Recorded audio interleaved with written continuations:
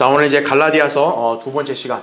자, 예수 그리스도와 관련해서 우리가 살펴볼 진리는 자, 그리스도가 형성되는 비결이다라는 얘기죠. 예.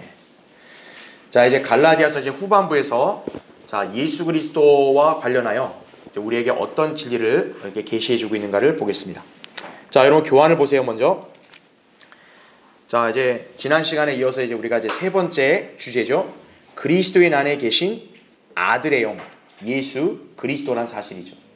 갈라디아서 4장에서는 율법을 어린아이가 다 자랄 때까지 맡고 있는 보호자와 청지기로서 제시를 한다는 얘기죠.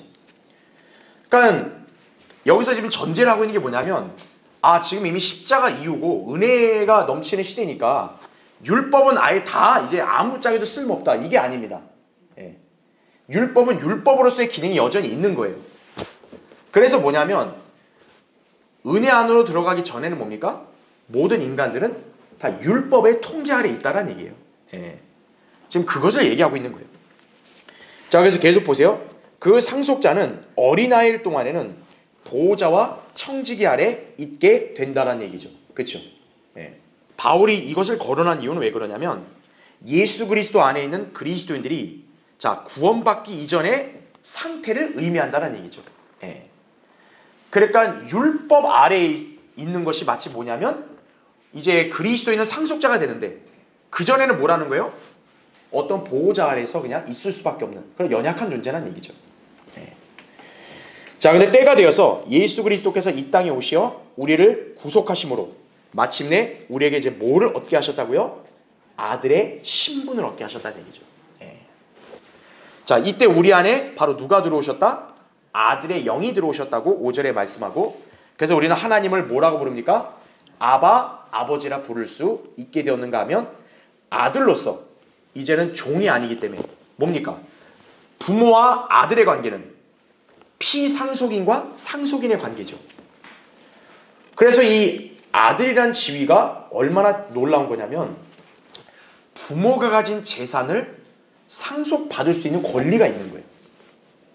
자, 그와 같이 우리가 하나님의 아들들이 되었다면 어떤 거예요? 하나님 아버지가 가지고 계시는 그 영광스러운 유업을 우리는 상속받을 자격이 된다는 얘기예요. 예. 그게 상속자라는 얘기죠. 이게 은혜 안에서 이렇게 바뀐 성도의 지위예요. 예. 자, 그래서 이제 우리 안에는 성령께서 들어와 계시고 예수 그리스도가 우리 안에 계신 거와 같잖아요. 그렇죠? 그럼 그걸로 끝이냐? 그게 아니라 바울은 여기서 성령이 단순히 내주하는 그것만이 아닌 우리 안에서 뭡니까? 그리스도가 온전하게 형성이 돼야 되는 점을 언급하고 있다는 얘기죠. 아니, 차이가 뭡니까? 자, 성령이 우리 안에 내주하시는 건 맞아요. 구원받은 사람 안에. 그렇죠? 그런데 우리 안에서 그리스도가 온전하게 딱 형성이 되는 것은 저절로 되는 게 아니란 얘기죠. 그것은 이제 성도들의 노력이 요구가 되는 거예요. 결론부터 말하자면 바로 성도 안에 성령께서 충만하셔야만 그게 바로 뭐라는 거죠? 우리 안에 그리스도가 형성이 되는 거란 얘기죠. 예. 그러니까 이거는 자동으로 되는 게 아니겠죠. 그렇죠? 예. 그래서 오늘 그 점을 바울이 4장에서 얘기하고 있다. 그렇게 이해하시면 됩니다. 자, 그럼 이제 밑에 1번을 보겠습니다. 자, 여러분 이제 갈라디아서 4장 펴졌으면은 제가 3절부터 이따 5절까지 읽겠습니다. 보세요. 이와 같이 우리도 어린아이였을 때에는 세상의 초등학문 아래서 종로로 타였으나 그때가 차니 하나님께서 자기 아들을 보내시어 여자에게서 나게 하시고 율법 아래 나게 하신 것은 율법 아래 있는 자들을 구속하셔서 우리로 아들의 신분을 얻게 하려 하심이라. 이렇게 말씀을 하고 있는 거죠. 그렇죠? 예. 자, 밑에 괄호 1번을 보세요. 자, 4장 1절에 보면 그 상속자라는 말이 나와요. 그 상속자. 그렇죠? 자, 여기서 그 상속자는 누구를 가리키냐? 바로 그 앞에 3장 29절에 보면 약속에 따른 상속자들이라는 표현이 나와요. 그렇죠? 여러분, 여기 약속에 따른 상속자들이 누굽니까? 그리스도인들이에요. 왜? 26절에 보면 우리가 다 그리스도 예수를 주로 믿어서 하나님의 자녀가 됐다 그랬죠? 그 사람들이 29절에서 상속자들이라고 얘기하죠? 그래서 4장 1절에 그 상속자는 바로 우리를 가리킨다라고 보시면 되는 거예요. 예. 그래서 거기 밑줄친 보시면 우리는 그리스도 예수 안에서 약속에 따른 상속자들이 되었는데, 근데 문제는 뭡니까? 우리의 이전 상태는 뭐와 다를 바가 없었다는 거예요? 종과 다를 바가 없었다는 얘기죠. 예. 아무리 고귀한 아들이라 해도 이 아들이 어리면 어때요? 누군가의 가르침 밑에 있어야 돼요. 그렇죠. 당연한 이치죠. 예. 아무리 도련님이라 해도 어떤 거예요? 지금 그 사장이나 그 주인하고 동등한 위치에 있을 수는 없다고요. 어리니까 어떤 거예요? 너는 어떤 집사나 가정교사 밑에 머물러 있어야 거기서 이렇게 수업받고 훈련을 받으라. 이렇게 하잖아요. 그렇죠? 자, 바로 여기서 바울이 이 비유를 든 건 뭐냐면 지금 우리 구원받은 그리스도인들은 지금은 어때요? 우리는 아들의 신분을 다 얻었어요. 그렇죠? 그런데 우리가 처음부터 아들의 신분을 얻은 게 아니잖아요. 그렇죠? 지금 우리가 아들이 됐다고 하지만 사실 우리는 어때요? 우린 태어날 때 이미 율법 아래에서 태어난 거예요. 그러니까 바울은 그것을 바로 뭐예요? 그 어린아이가 종의 상태에 있는 거와 같다라는 식으로 설명하고 있는 거예요. 그러니까 여러분이 그 점을 이렇게 혼동하시면 안 된다 이거죠. 그렇죠? 그래서 2절에 보호자 청지기 아래 있느니라 이 말씀은 3절에 세상의 초등학문 아래, 5절에 율법 아래 있는 이란 말씀에 대응이 된다는 얘기죠. 그래서 괄호 2번 보세요. 따라서 보호자와 청지기는 세상의 초등학문인 율법을 상징한다는 얘기죠. 우리도 구원받기 전에 다 뭡니까? 율법의 통제를 받았잖아요. 그렇죠? 그래서 우리는 은혜로 구원받기 전에는 우리도 다 율법을 그냥 알아서 그냥 지킨 거예요. 그렇죠? 우리 양심에 따라 율법을 지키고 살아왔다고요. 율법의 구속 아래 다 있었다고요. 우리도. 그렇죠? 그래서 바울이 여기서 비유를 드는 보호자 청지기는 율법을 가리킨다는 얘기죠. 그리스도인은 아버지가 미리 정해놓은 때까지 보호자와 청지기 아래 있는 어린아이 같았다는 얘기죠. 그 다음에 세상의 초등학문 아래서 우리 모두 다 뭐 있습니까? 종노릇을 하고 지내왔다 이거죠. 그게 3절에서 한 말씀이고요. 그런데 중요한 게 뭡니까? 그 기간이 영원한 게 아니죠. 그거는 아버지가 정한 때까지만 그렇게 하는 거예요. 자, 아버지가 정한 때가 언제냐? 바로 이제 우리 이방인들을 이제 구속하여 하나님의 아들로 삼기 위해서는 누군가가 피를 흘리고 희생을 해야겠죠. 그래서 하나님이 누구를 보내신 거예요? 예수 그리스도를 보내신 거죠. 그게 바로 아버지가 정한 때인 거죠. 자, 이제 때가 됐다. 이제는 하나님께서 미리 아시고 이렇게 또 계획을 두신 그 사역을 행해서 내가 이제 아들들을 삼아야겠다. 그래서 이제 예수 그리스도를 이 땅에 보내신 거라는 얘기죠. 그게 이제 4절에 하신 말씀인 거예요. 그때가 찼다 이거예요. 때가 차니까 하나님이 자기 아들을 보냈다 이거죠. 자, 그래서 밑에 괄호 3번 보세요. 예수 그리스도께서는 자, 율법 아래서 나셨죠. 자, 이게 중요한 거예요.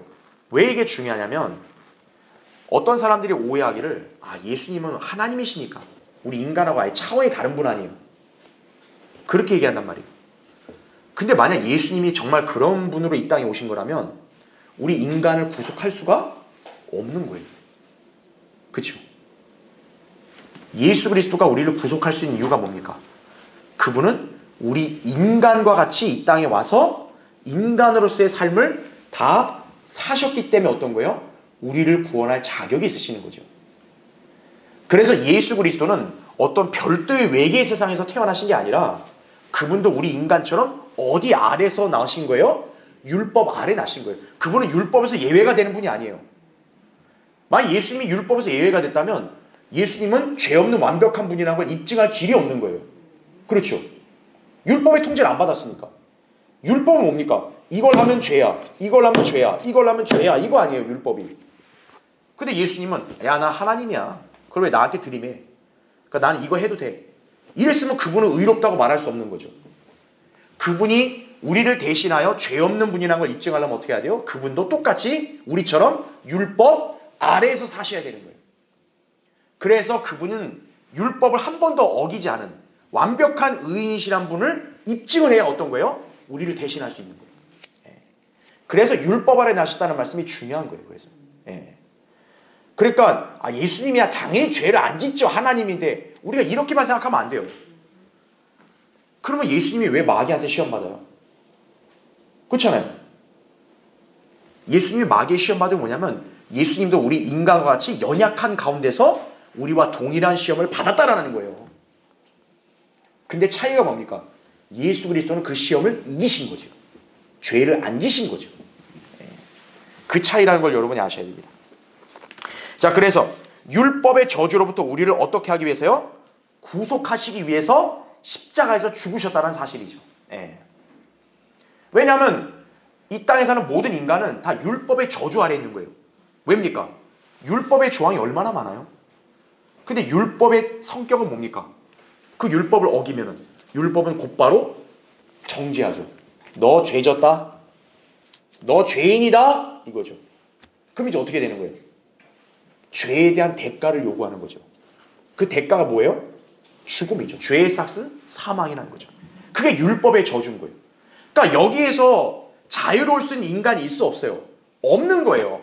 그래서 우리 인간은 모두가 율법의 저주 아래 다 있는 거예요. 그러니까 하나님은 우리를 거기에서부터 우리를 구속하셔야 되잖아요. 그렇죠? 그러려면 그 저주를 누가 감당하고 해결해야 돼요? 예수 그리스도가 해결해야 돼요.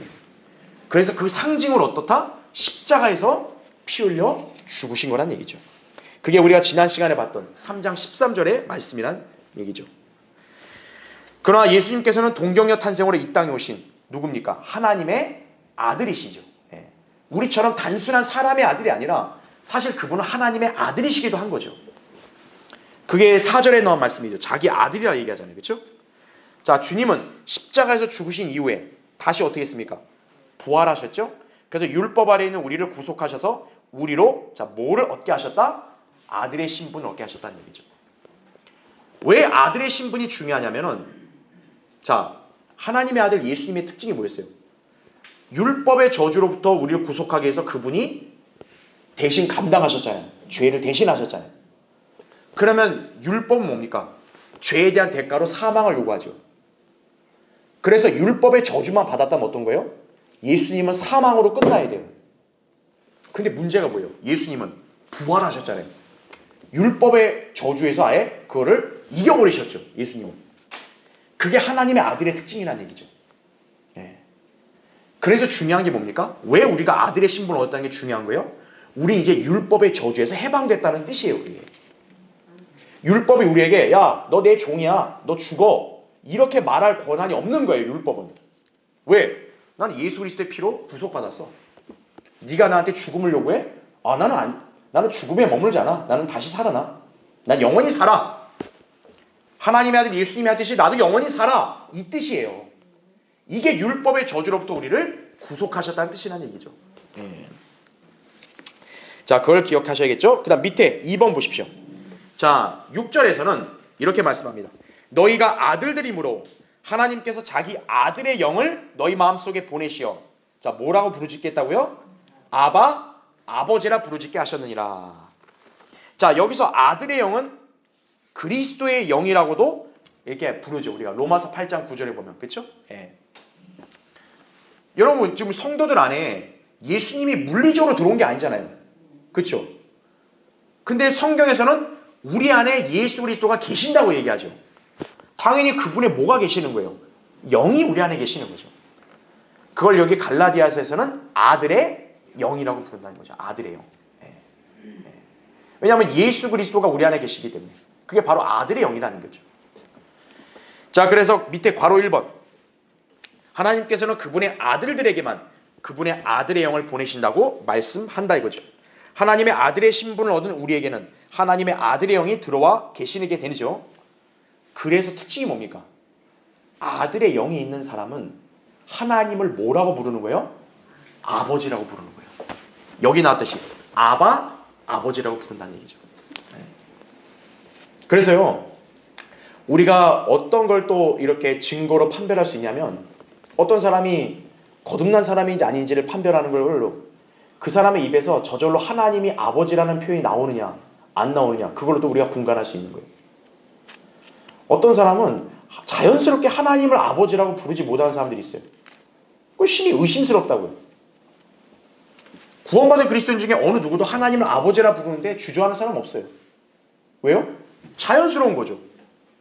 아니 아들이 아버지를 아버지라 부르는 게 어색한 거예요? 무슨 홍길동도 아니고 그잖아요. 예. 아들은 아버지를 당연히 부르는 거예요. 마찬가지로 여기서 얘기하는 게 뭡니까? 아들의 영이 우리 안에 들어왔으면 어떤 거예요? 그 사람은 자연히 그 영에 따라서 자기 입으로 하나님을 아버지라고 부르는데 전혀 거리낌이 없다는 얘기죠. 예. 여러분도 한번 생활하시면서 한번 확인해 보세요. 아, 내가 주님을 부를 때, 가끔 내가 하나님을 부를 때 나는 과연 기도할 때 아버지라고 부르는가 이거예요. 내가 하나님을 이렇게 믿고 의지할 때 과연 내가 아버지로서 의지하고 있는가? 그걸 봐야 된다고. 예. 여러분 안에 계신 성령께서는 여러분을 하고 그렇게 하라고 그렇게 계속 강박관념을 줄 거라고요. 너 고아 아니다 이거예요. 야, 너 저 하늘에 계신 하나님 너의 아버지야. 너 불러봐. 하나님 아버지 그거라고요. 그렇죠? 예. 바로 아들의 영이 들어와 있다는 증거란 얘기죠. 자, 맨 밑에 괄호 2번 보세요. 여기서 우리가 특이한 표현이 있습니다. 아바 아버지란 말이 나옵니다. 아바. 여러분 이 아바가 뭔지 아세요? 히브리어입니다. 히브리어로 아버지라는 뜻이에요. 예. 자, 이 아바 아버지라는 표현을 누가 썼느냐? 예수 그리스도께서 쓰셨습니다. 마가복음 14장에 예수님이 겟세마네 동산에서 기도하잖아요. 그죠? 고통 가운데 기도할 때 하나님을 뭐라고 불렀어요? 아바 아버지라고 불렀다는 거죠. 자, 그러니까 여기서 이게 의미심장한 게 뭐냐면 하나님의 아들 예수님이 하나님을 뭐라고 불렀다? 아바 아버지라고 불렀다는 얘기죠. 자, 그리스도인들이 하나님을 아바 아버지라 부른다는 얘기는 결국 뭡니까? 우리도 예수 그리스도와 같은 하나님의 아들들이 되었다는 얘기예요. 예. 자, 다음 페이지 넘어오십시오. 그래서 그분의 영이 그리스도인들 안에 계시다 보니까 우리도 하나님을 아버지라고 부르게 되는 것이라는 사실이죠. 예. 그걸 우리가 잘 기억을 했다는 얘기죠. 예. 그러니까 이 교회 시대 성도들은 구약의 이스라엘 성도들하고는 차원이 다른 거예요. 예. 자, 방금 여기 아바가 히브리어라 그랬죠. 그렇죠? 자, 구약 시대는 어때요? 이스라엘 민족은 뭡니까? 하나님의 민족적인 아들이에요. 그렇죠? 그래서 이스라엘 민족은 집단적으로 하나님을 뭐라고 부르냐면 우리 아버지라고 부르는 거예요. 우리 아버지. 그래서 마태복음 6장에도 주기도문이 그 일반 교회에 가르친 주기도문이 뭐예요? 하늘에 계신 우리 아버지잖아요. 그게 사실 어느 민족이 하는 기도예요? 유대인들이 하는 기도인 거예요. 그게. 왜냐하면 유대인은 하나님의 민족적, 집단적 개념의 아들이기 때문에 그래서 그 민족은 여호와 하나님을 뭐라고 부르는 거예요? 우리 아버지라고 부르는 거예요. 바로 그 히브리어가 뭐다? 아바란 얘기죠. 그런데 예수님은 차이점이 뭡니까? 예수님은 하나님을 우리 아버지라고 부르지를 않았어요. 예수님은 하나님을 뭐라고 불렀어요? 나의 아버지라고 부릅니다. 즉 예수님은 어떤 이스라엘 민족에 그냥 속한 그냥 민족의 아들 이게 아니라 그분은 하나님의 개별적인 아들인 거죠. 독생자인 거죠. 그런데 신약 은혜 시대의 그리스도인들이 어때요? 예수 그리스도처럼 우리도 하나님의 개별적인 아들들인 거예요. 그러니까 우리도 하나님을 어떻게 부르는 거예요? 아바 아버지라고 부르는 거예요. 신약 시대의 성도들이 왜 놀라운 은혜를 받았느냐? 구약에서는 오직 유대인 민족에게만 주어진 특권이에요. 하나님을 아버지라 부르는 게.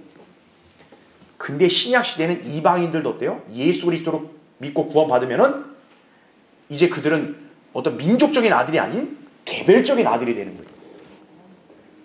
그래서 여러분은 하나님을 내 아버지라고 부를 자격이 있는 거예요. 예. 그러니까 여기 아바 아버지라는 뜻은 예수 그리스도가 그렇게 불렀는데 지금 우리도 그렇게 부른다는 얘기잖아요. 그분의 영이 바로 우리 안에 계신다는 증거다. 그렇게 이해하시면 되는 거죠. 그래서 괄호 3번 보세요. 이 때문에 성경은 요한복음 1장 12절에 이렇게 말씀하죠. 누구든지 그를 영접한 사람들에게는 자, 뭐가 되는 권세를 주셨다? 하나님의 아들들이 되는 권세를 주셨으니 즉 그의 이름을 믿는 사람들에게니라 이거죠. 개역 성경에 이게 하나님의 자녀라고 되어 있어요. 교리적으로 심각하게 틀린 겁니다. 왜입니까? 여기서 하나님의 아들들이라 했을 때는 우리 여기 자매님들도 하나님의 딸이라고 불리지 않고 뭐예요? 하나님의 아들이라 불리는 거예요. 자, 왜 그러냐? 우리 모두가 이제 장차 휴거되면 예수 그리스도와 같이 변모될 것을 암시하기 때문에 그러는 거예요. 요한일서 3장 2절에도 사랑하는 자들아 이제는 우리가 하나님의 아들들이라 이렇게 얘기하고 있답니다. 아들들이라 하죠. 어머 난 여자인데요? 아니라고요. 아들이라고요. 아들. 그 말은 뭐라는 거예요? 우리가 변모돼서 이제 하늘로 가게 되면 여기 자매님들도 예수 그리스도라는 남자로 바뀌는 거예요. 예. 그래서 로마서 8장 29절에는 하나님께서는 이 구원받은 사람들을 장차 아들의 형상과 일치하게 만드시겠다고 예정했다 그래요. 예. 빌립보 3장 21절에도 그분의 영광스러운 몸같이 변모될 거라고 그렇게 약속하신 거죠. 자, 그래서 밑에 괄호 4번 보세요. 그러다 보니까 자, 우리는 더 이상 이제 종입니까? 아닙니까? 아니에요. 여러분, 그 위대한 그런 가문의 종이라면 그 종의 위상도 대단하겠지만 종은 어디까지나 뭐예요? 종이에요. 이 종에게 무슨 그런 특혜나 또 어떤 뭐 종에게 그런 돌아갈 뭐 유업이 있나요? 종은 없어요.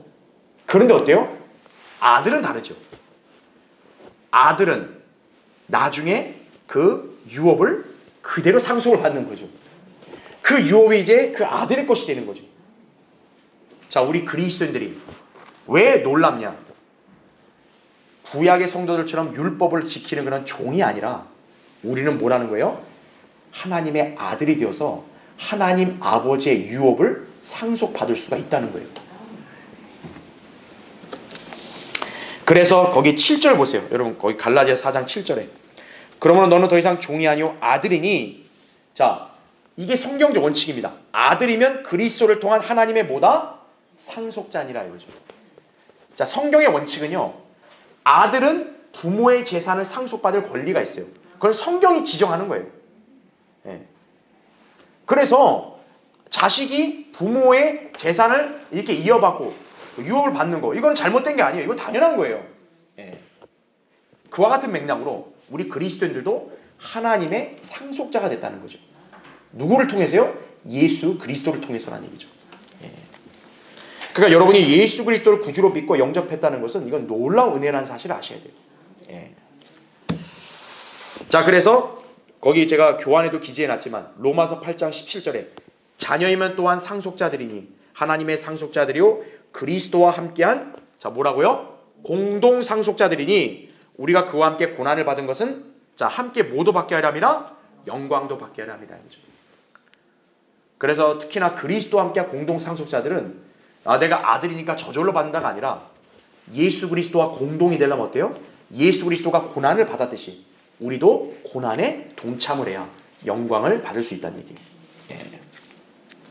그래서 우리가 이 땅에서 어때요? 비록 힘들고 괴롭고 고통스러운 일이 있어도 우린 그걸 믿음으로 인내하고 주님을 바라보고 섬기는 것이죠. 왜냐? 우리가 이 상속에 동참하기를 열망하기 때문에. 하나님이 세우신 교회는 여러분에게 이것을 바라보도록 가르치는 거예요.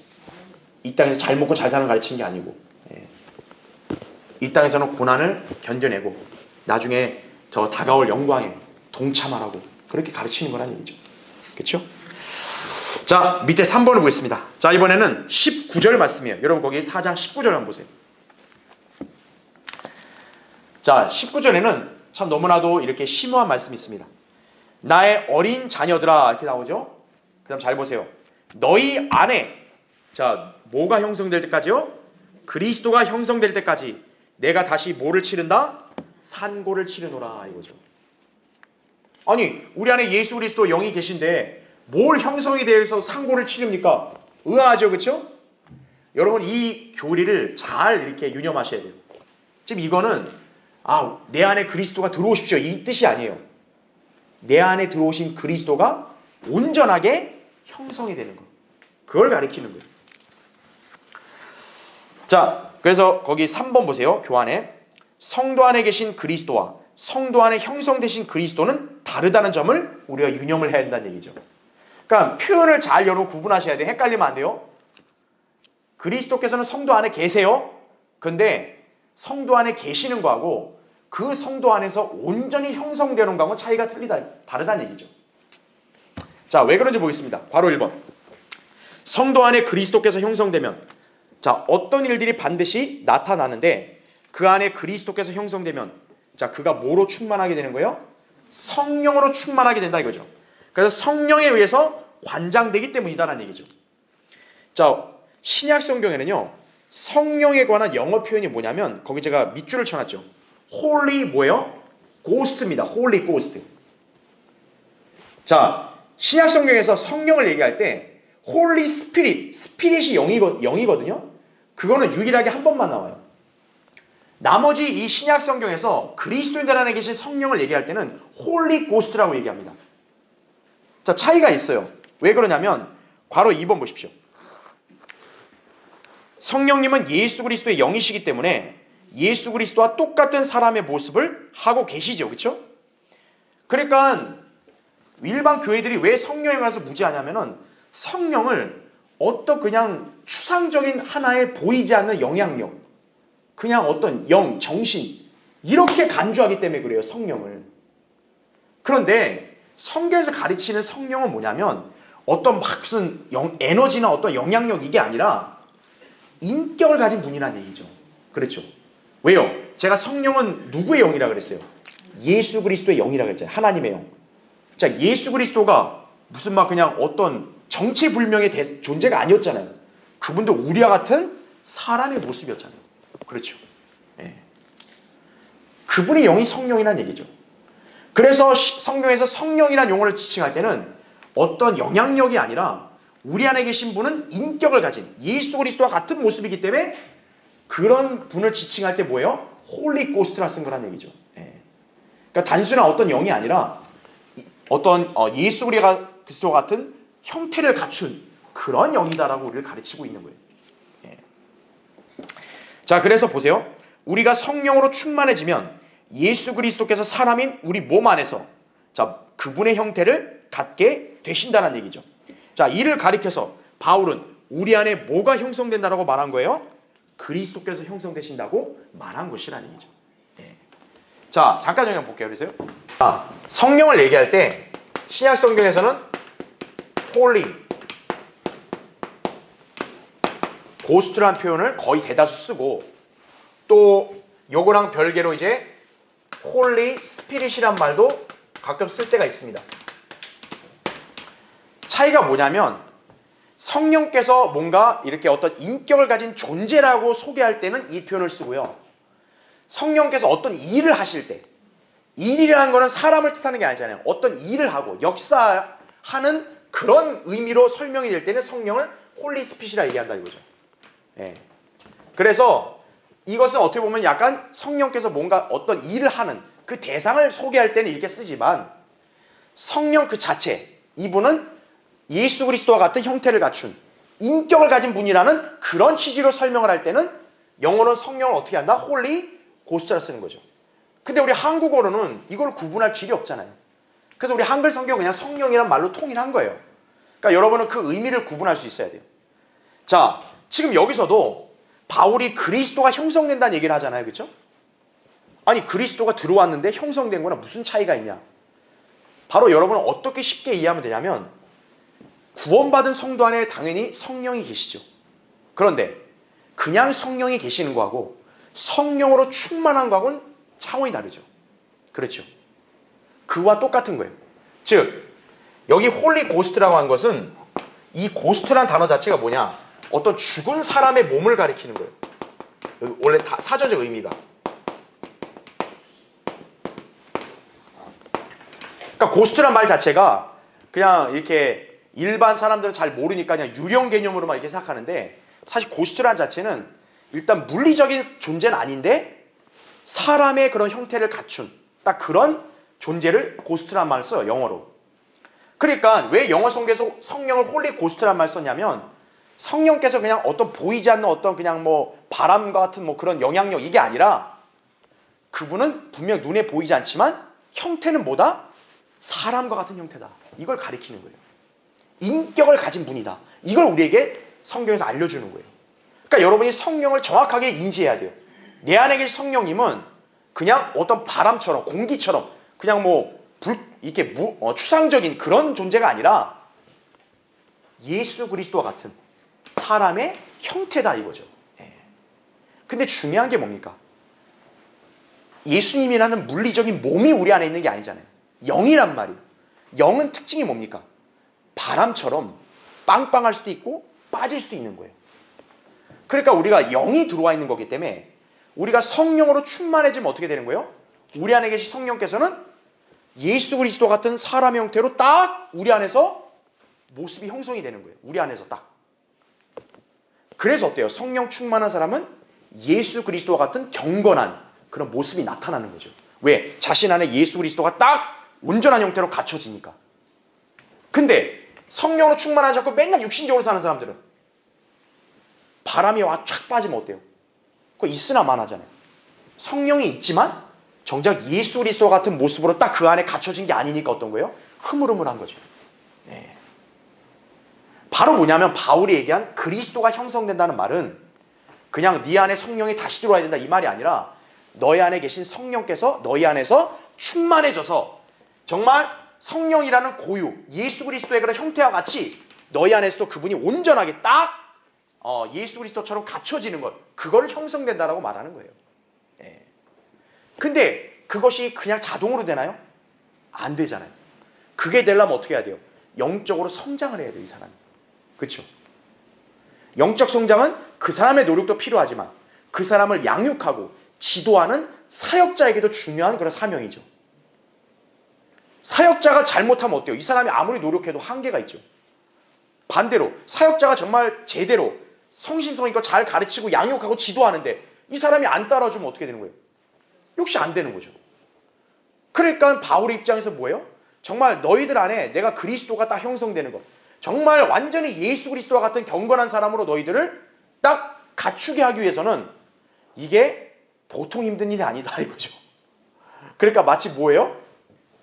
산모가 아이를 낳을 때 그냥 뿅 나는 게 아니잖아요. 으아 하면 나잖아요. 나는 그 상고를 또 치른다 이거죠. 예. 너희들에게 복음 전해서 너희들을 그리스도께로 이겨오는 것도 힘들었는데 그보다 더한 그런 고통도 또 내가 겪는다는 거죠. 바로 뭐냐?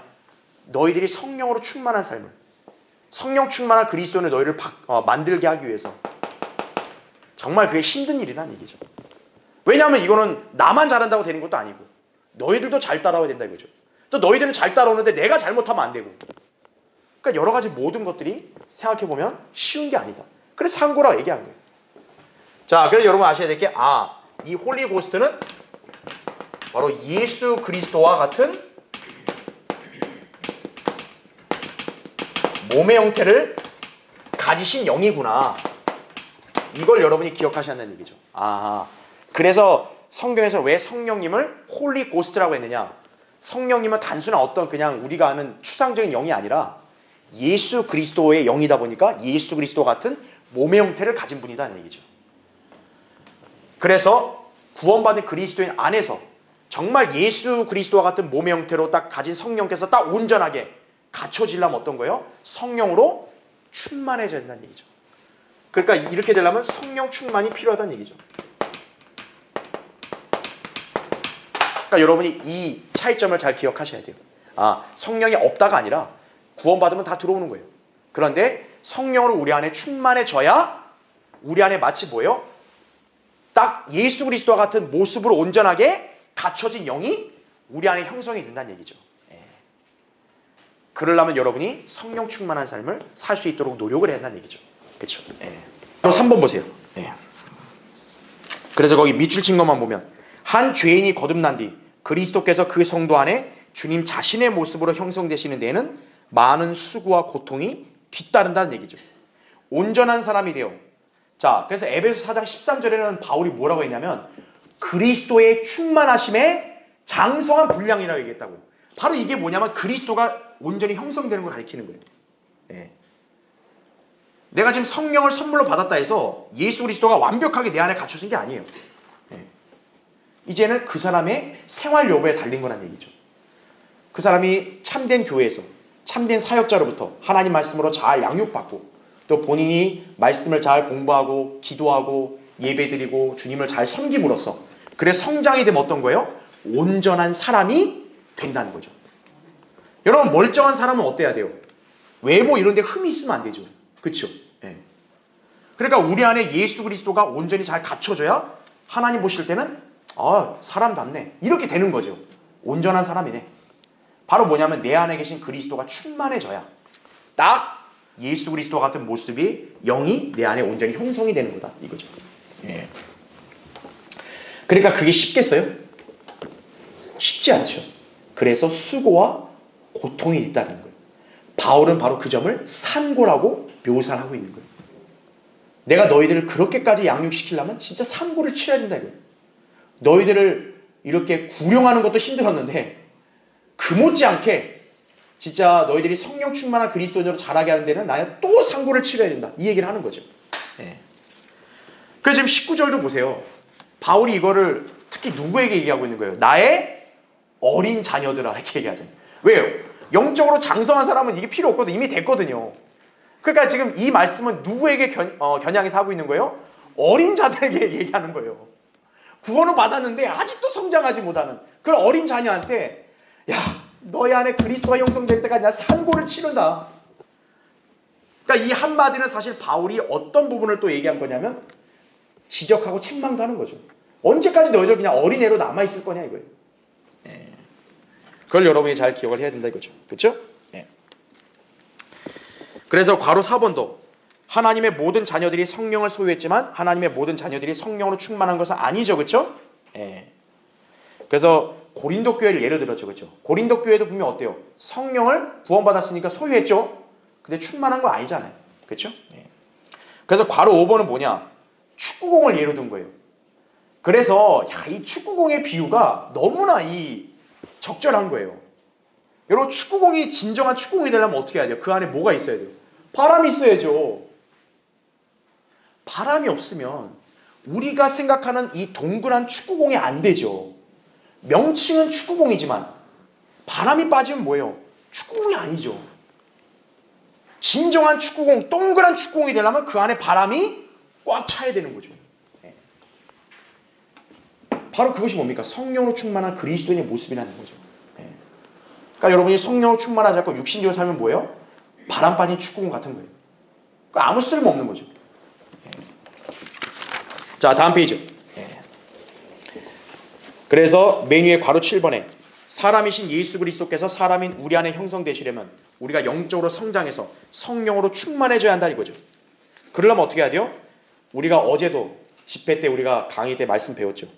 순수한 말씀의 젖을 사모해서 자라야 된다는 얘기죠. 죄를 버리고 말씀을 사모해서 은혜와 우리 주 곧 구주 예수 그리스도를 아는 지식 안에서 자라가야 한다는 거죠. 자라가야 한다. 우리가 영적인 성장에는 두 가지가 필요해요. 은혜가 있어야 돼요. 그 다음에는 지식이 있어야 됩니다. 이 둘 중에 하나만 추구하려는 사람들이 있어요. 그거 아무 의미 없어요. 은혜가 없이 지식만 추구하면 어떻게 돼요? 머리만 커지고 교만해지는 거예요. 반대로 너무 은혜 타령만 하고 지식을 무시해버려요. 그럼 그 사람은 그냥 흐물흐물한 거예요. 비실비실하고. 은혜와 지식이 균형을 잡아서 이렇게 같이 추구하여 성장을 해야 된다는 거죠. 그러니까 여러분은 은혜와 지식 가운데서 성장을 해야 되는 거예요. 그걸 기억해야 합니다. 자, 네 번째. 자, 이거는 뭐 간단하니까 바로 교환만 보고 넘어갈게요. 그리스도인의 자랑거리가 뭐라고요? 주 예수 그리스도의 십자가란 얘기죠. 여러분 뭘 자랑하세요? 십자가를 자랑해야죠. 자, 갈라디아서 6장 거기 한번 보세요.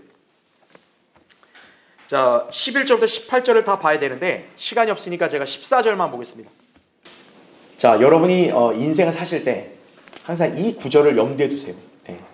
이게 우리 그리스도인의 자세예요. 14절. 그러나 나에게는 우리 주 예수 그리스도의 십자가 외에는 결코 자랑할 것이 없나니 그로 인하여 세상이 나에게 십자가에 못 박히고 나도 세상에게 그러하니라 이거죠. 여러분 세상을 살고 있죠, 그렇죠? 어떤 관점으로 봐야 돼요? 십자가에 못 박혔다 이거죠. 여러분 십자가에 못 박혔다는 얘기는 꼭 뭡니까? 그 사람은 죽었다는 뜻이에요. 죽은 사람은 반응을 하면 돼요, 안 돼요? 안 되는 거예요. 그래서 그 교환을 보면 우리가 구원받은 그리스도에 대한 순간 예수 그리스도께 속하였으며 그분과 함께 십자가에 못 박혔음을 성경이 증거한다 이거죠. 갈라디아서 5장 24절에도 그리스도께 속한 사람들은 육신을 욕정과 정욕과 함께 십자가에 못 박았다 이렇게 얘기한다 이거죠. 그리하여 우리는 예수 그리스도와 연합되었음을 바울이 거기 갈라디아서 2장 20절에 그렇게 역설을 했죠. 그렇죠? 십자가에 못 박혔으면 우리 다 죽어야 돼요. 근데 지금 우리는 살아있잖아요. 왜 살아있는 거예요 우리가? 우리의 옛 자아는 죽은 거예요. 근데 살아있다는 얘기는 우리 안에 또 다른 존재가 살아있으니까 살아있는 거죠. 자, 우리 안에 누가 살아있는 거예요? 예수 그리스도가 살아있는 거예요.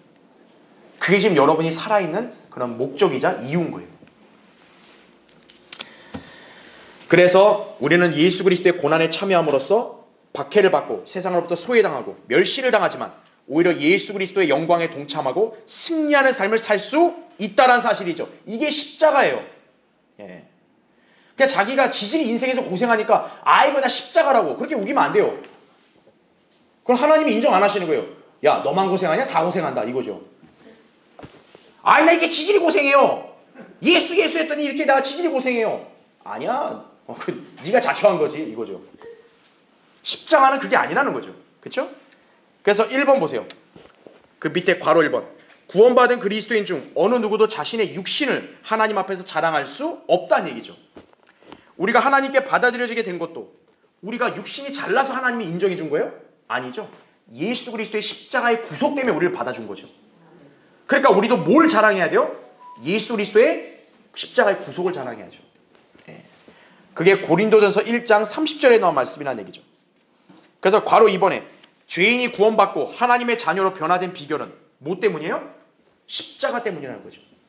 근데 세상은 십자가를 어떻게 바라봐요? 멸시하죠. 야 저거는 범죄자 처형하는 도구야. 저기 뭐가 대단해. 그런데 우리한테는 십자가가 뭐예요? 자랑이죠. 왜? 이 십자가로 나는 하나님의 능력을 나타낼 수 있고 하나님의 지혜를 얻었기 때문에. 하나님의 지혜가 예수 그리스도 아니에요. 그렇죠? 그러니까 여러분과 세상 사람들의 관점이 다른 거예요. 그 다음에 괄호 3번. 그리스도 예수 안에서는 할례나 무할례가 소용없고 새로운 피조물 뿐이다. 이렇게 얘기했죠. 그렇죠? 그래서 그리스도인이 자랑하려고 할 때는 오직 누구만 자랑하라고 그래요? 주를 자랑하라고 그렇게 얘기를 하고 있는 것이죠. 그렇죠? 그 다음에 2번. 갈라디아서 2장 10절은 우리가 너무나 잘 아는 말씀입니다.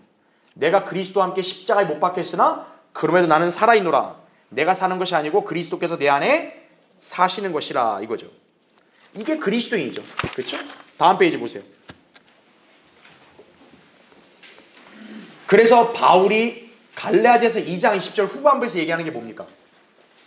이제 우리가 살아있다는 얘기는 앞으로 우리는 어떻게 살아야 돼요? 이제는 우리 자신이 아니라 내 안에 계신 하나님의 아들을 믿는 믿음으로 살아야 된다고 얘기하는 거죠. 왜냐하면 우리라는 자체는 이미 죽었으니까. 죽은 사람은 더 이상 사는 게 아니죠. 우리 안에 계신 예수 그리스도 때문에 살아있는 거니까 그 예수 그리스도를 믿는 믿음으로 살아야 된다는 얘기예요. 그래서 괄호 3번에 밑줄 친구만 보세요. 우리를 위해서 자신을 내어주신 예수 그리스도를 위해서 우리는 살아야 된다는 얘기죠. 그게 고린도서 5장 15절에 바울이 우리에게 권면한 거예요. 구원은 은혜잖아요. 은혜니까 빨리 주세요. 감사합니다. 받고 끝나자. 이게 아니라 주님이 우리에게 은혜로 구원하신 것은 이제 앞으로는 너는 너 자신을 위해 살지 말고 나를 위해 살라는 하나님의 그런 숭고한 뜻이 담겨 있다는 얘기예요. 그런데 문제가 뭡니까? 그렇게 살지 못하게 방해하는 존재가 있어요. 우리에게. 육신이 방해하는 거죠. 야 그거 하지 마. 왜 그렇게 사냐? 옛날에 이렇게 즐겁게 놀았던 거. 야 그거 그립지 않아? 이거죠. 육신이 계속 우리를 그렇게 방해하고 유혹하는 거죠. 그러니까 그리스도에는 맨날 갈등을 느껴야 돼요. 우리 안에 계신 성령은 너 거기에 왜 있어? 오늘 하나님 앞에 경배드리러 가야지. 너 그 사람들 앞에서 예수 그리스도를 증거해야지. 왜 거기 있어? 육신은 뭐라 그래요? 하지 마. 에휴, 힘들잖아. 너 그렇게 하면 너 얼마나 괴롭냐? 너 예전처럼 그냥 이렇게 편하게 즐기자. 이거예요. 육신과 성령이 계속 반복하는 거예요. 여러분 안에서. 그럼 여러분은 어떻게 해야 돼요? 선택해야 되는 거예요. 성령을 선택하려면 어떻게 하는 거야? 육신이 끝까지 방해하는 거죠. 하지마, 너 못하게 할 거야. 너 내 바지가랑이 잡고 못하게 할 거야. 그럼 어떻게 해야 돼요? 육신을 십자가에 못 박혀 죽여야 되는 거예요. 그래야 여러분이 온전히 성령을 따를 수 있는 거예요. 육신을 방치해버리면 어떻게 돼요? 여러분 절대 하나님 못 섬겨요. 그래서 거기 로마서 6장 11절에 나온 말씀도 이거잖아요. 너희도 너희 자신을 정녕 죄에게는 죽은 자요 예수 그리스도 우리 주로 말미암아 하나님께는 뭐로 여기라? 산자로 여기라 이거죠. 그래서 거기 6장 마지막 17절 보세요. 자, 바울이 마지막 이 표현을 하고 갈라디아서를 마쳐요. 이제부터는 아무도 나를 괴롭게 하지 말라. 나는 내 몸에 뭐를 지녔대요? 주 예수의 표들을 지녔다 이거죠. 여러분 바울의 몸에 표가 있다는 게 무슨 뜻일까요? 고난받은 흔적을 얘기하는 거예요. 상처. 너 이거 보이지? 야, 이거 내가 옛날에 월남전 가서 내가 아주 다 무찔러서 상처. 이게 아니고 내가 예수 그리스도를 이렇게 믿고 섬기는데 나를 이렇게 박해했다. 내가 그리스도의 종이 아니라고? 내가 예수 그리스도를 위해 사는데 나를 이렇게까지 사람들이 핍박하고 공격했다 이거예요. 봐라 내 몸의 상처. 다른 사람들이 볼 때 어때요? 어우 끔찍해. 저 사람 왜 몸이 왜 저래? 이러잖아요. 근데 바울은 뭐예요? 이게 주 예수의 표다 이거예요. 그런데도 바울을 의심해요? 저 사람이 사도가 맞나? 의심해요? 그러지 말라는 거예요 바울은. 여러분도 예수 그리스도의 십자가를 이렇게 같이 진다고 하면 어떤 거예요? 예수 그리스도를 위해서 만약 그런 고난을 받는다 했을 때 여러분도 기꺼이 감당해야 되는 거예요. 아, 뭐 아픈 거 싫어요. 그냥 난 좋은 것만 딱 가져갈래요. 그럼 안 된다 이거죠. 고난을 같이 받는 거예요. 그럴 때 여러분의 인생에도 표가 있는 거예요. 그것이 하나님 앞에 갔을 때 뭡니까? 영광스러운 게 되는 거죠. 이 땅에서는 그게 별거 아니라는 식으로 우리를 조롱해도 하나님 앞에서 영광스럽게 되는 거예요. 여러분도 그 주 예수의 표를 지니라고 갈라디아에서 말씀하고 있는 거라는 얘기죠. 그러니까 여러분이 왜 여러분 안에 그리스도가 형성이 돼야 되는지 아시겠죠? 그렇죠? 예수 그리스도가 형성되는 삶을 살아야 내가 십자가로 나의 육신을 못 받고 내가 예수 그리스도의 고난에 같이 동참하여 살 수 있다는 사실이죠. 그걸 여러분이 기억하시기 바랍니다.